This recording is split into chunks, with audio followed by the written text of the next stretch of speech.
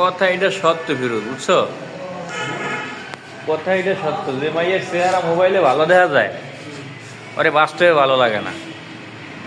আর যারা বাস্তবে ভালো লাগে তার মানে ইয়েতে ভালো লাগে না, মোবাইলে ভালো লাগে না। মোবাইলে ভালো লাগে না, ভালো চিনে।